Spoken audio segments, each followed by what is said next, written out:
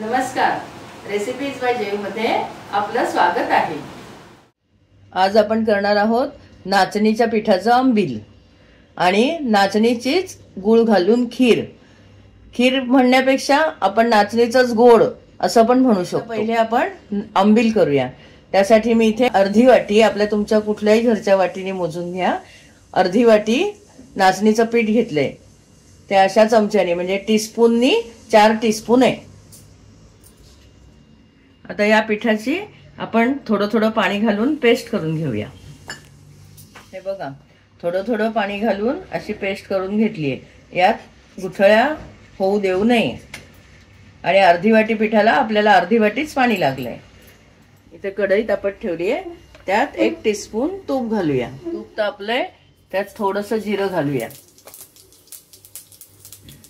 1 मिरची घातली आहे, थोडासा हिंग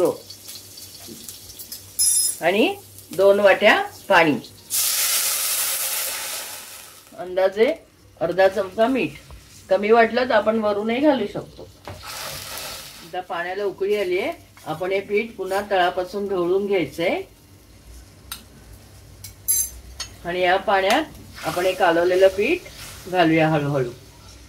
एका हाताने ढवळायचं, एका हाताने घालायचं।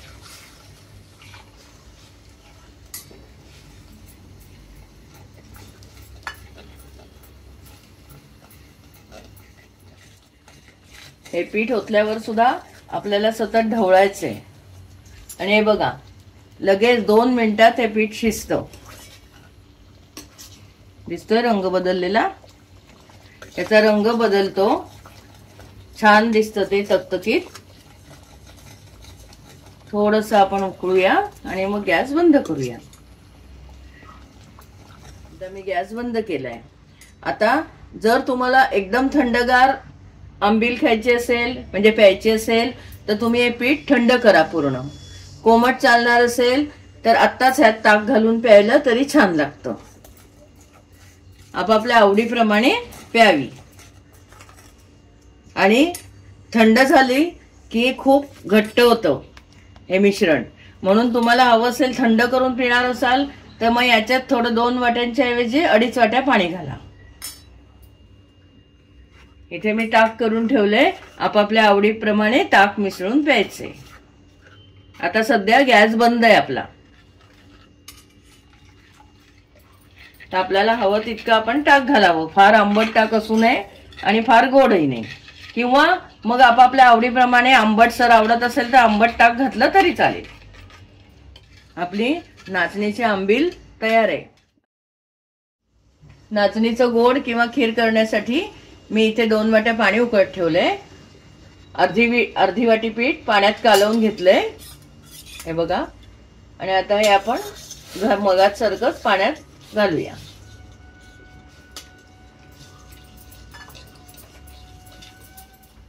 हे बघा, थोडंसं चिमूटभर मीठ घालूया चवीनुसार आणि पाव वाटी चिरलेला गूळ।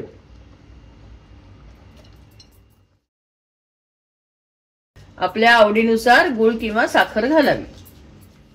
आता आपण घातलेला गूळ किंवा साखर विरघळेपर्यंत आपण हे उकळूया। सतत ढवळत उकळायचे तळापासून।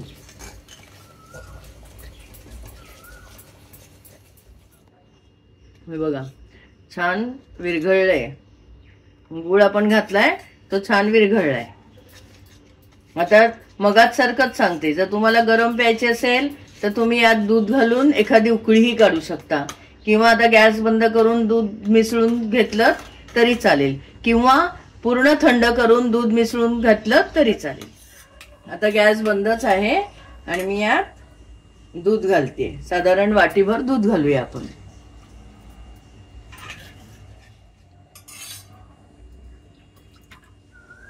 हे बघा, दूध घालून आपलं नाचणीचं गोड म्हणू शकतो किंवा नाचणीची खीर तयार आहे। अतिशय स्वादिष्ट रुचकर अशी ही खीर लागते। ज्याला ताकातलं आंबील आवडत नाही त्यांच्यासाठी पण हा उत्तम पर्याय आहे। मी दोन्हीची चव बघतो। हा बघ, वाह, आंबील एकदम टेस्टी झाली आहे, एकदम भन्नाट चव आहे। आता आपण खीर पिऊया. हे बघा, अप्रतिम एकदम आंबील आणि खीर इतकी सुंदर चव आली आहे. आणि उन्हाळ्यात तर दोन्ही गोष्टी एकदम मस्त. नक्की करून बघा, अभिप्राय कळवा आणि चॅनल सबस्क्राईब करायला विसरू नका.